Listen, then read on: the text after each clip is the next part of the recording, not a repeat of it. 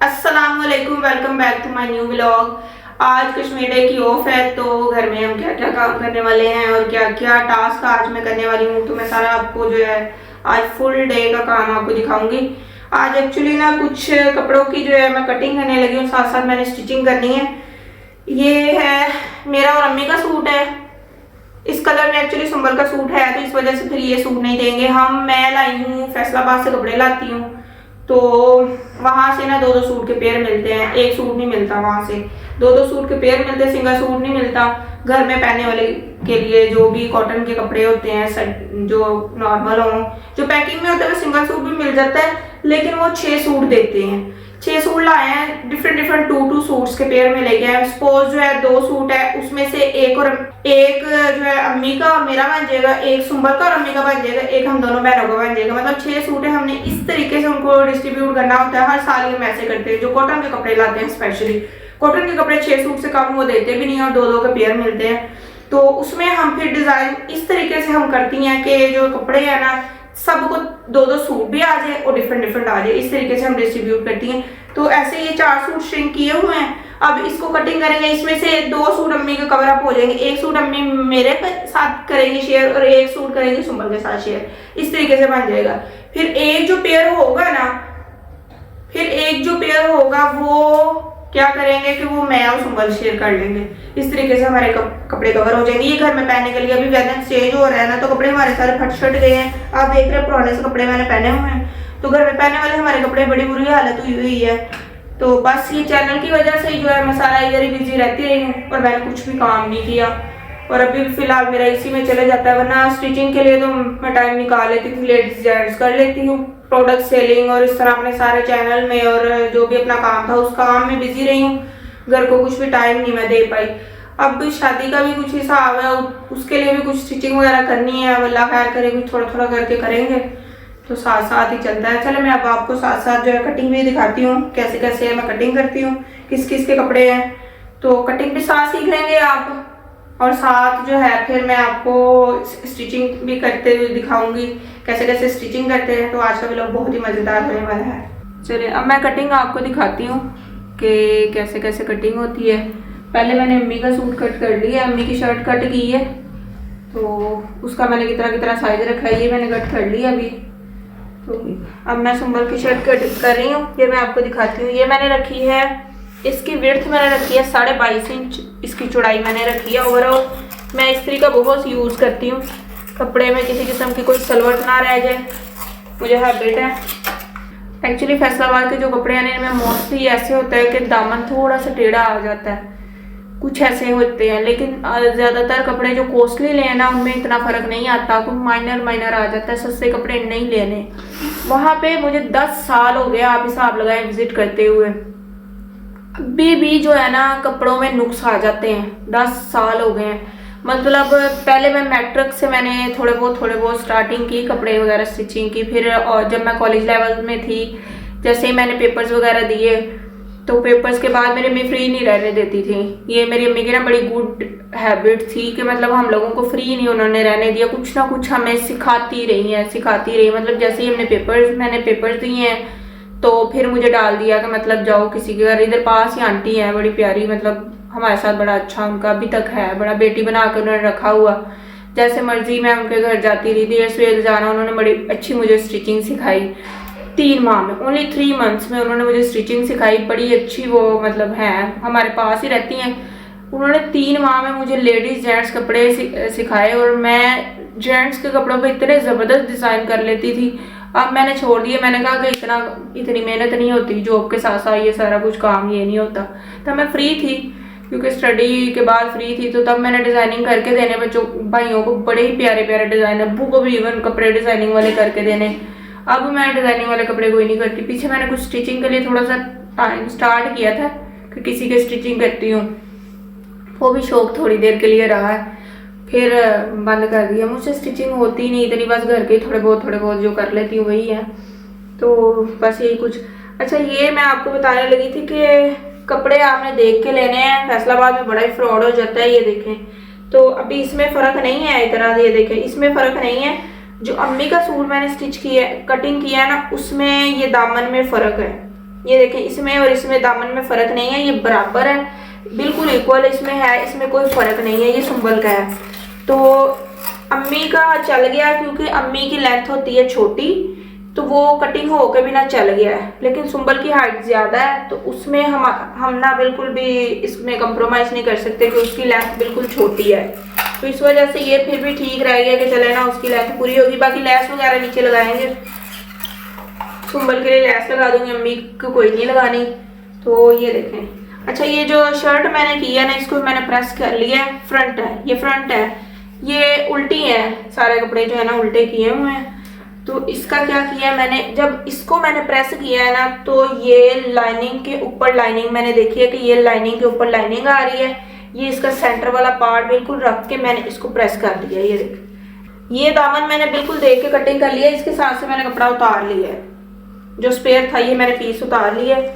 ये देखें, ये अब मैंने इसको रख के कटिंग कर लेना जितना मुझे चाहिए। उसको फ्रंट वाले को हम पहले कटिंग नहीं कर सकते, उसका रीज़न ये है कि उसकी हमने देखनी होती है सेंटर पार्ट, जो बैक साइड होती है इसका कोई इशू नहीं होता, आप चाहे राइट साइड से कट करें या लेफ्ट साइड से कट करें, कोई इशू नहीं होता, राइट लेफ्ट का इशू नहीं होता, लेकिन जो फ्रंट है इसमें इशू आता है। ये देख, ये हो गया, ये ऐसे भी ऊपर आ गया मेरा, ये देख ऐसे ऊपर आ गया। अब मैंने इसको देख लेना है कि बिल्कुल इक्वल हो, ये देखें इक्वल कर लिया मैंने, इनको इक्वल कर लेते हैं। अब इसको थोड़ा थोड़ा सा कटिंग करके मैंने इसको कर लिया इक्वल, ये देखें ये हो गया। मेरे तो बस ना हाथ ही एक हिसाब से साइज लिए हुए होते हैं, मैंने ऐसे किया, ऐसे मैंने अपने हाथ के हिसाब से इसको रख के तो कटिंग कर लिया, ये देखें ये हो गया। अब ये मैंने देखा है ठीक है, अब मैंने इसको कट करना है, ये हो गया। अब देखते हैं, जब इसकी लेंथ देखते हैं ना, लेंथ इसकी कम हो जानी है तो फिर उसका भी कोई जुगाड़ लगाते हैं। मुझे लगता है जॉइंट लेस का इस्तेमाल ना करना पड़े, बट ये करना पड़ना है। ये देखिए ये आ गया। अब ये छोटा है,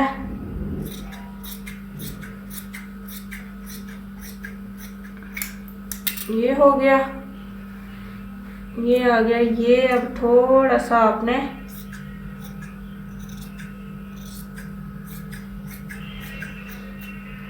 ये आ गया, ये देखिए फ्रंट वाला आपने थोड़ा सा छोटा रखना है, फिर गला कभी पीछे को नहीं चढ़ेगा।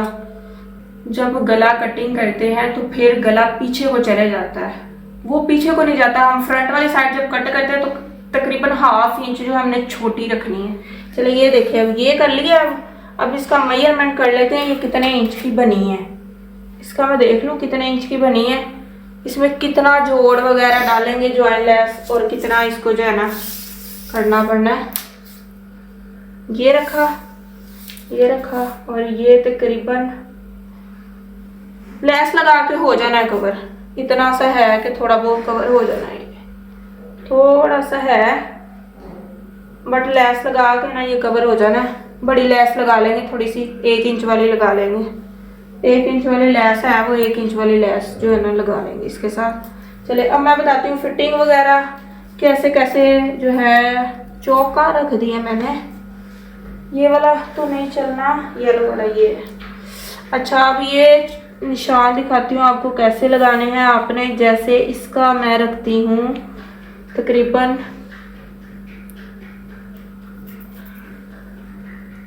9.5 के करीब, इसका मैं रख देती हूँ।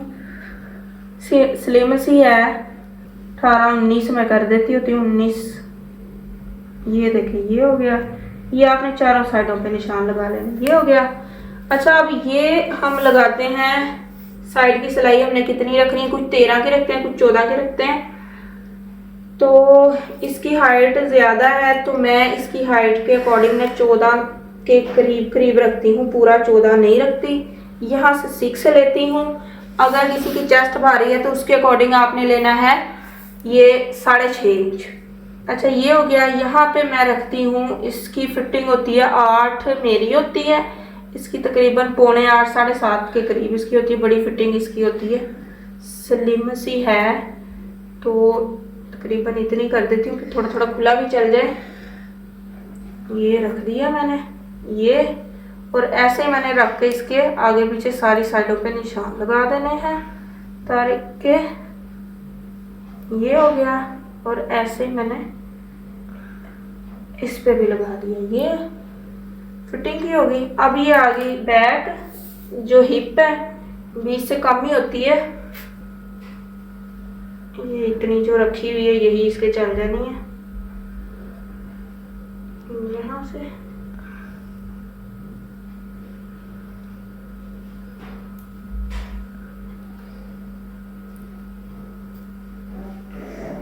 ये हो गया, ये इसका सूट हो गया।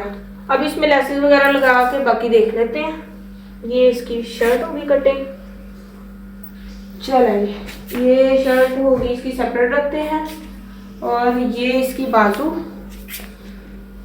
करते हैं प्रेस।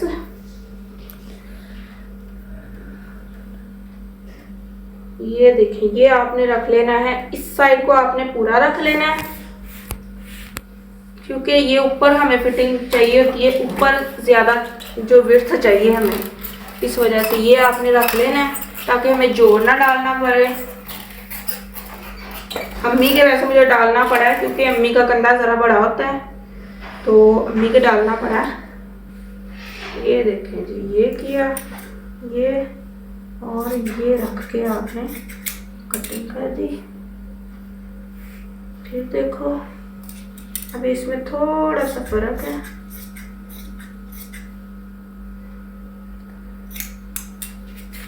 ये हो गई। ये देख, ये मैंने सिखाई है आपको बाजू की कटिंग।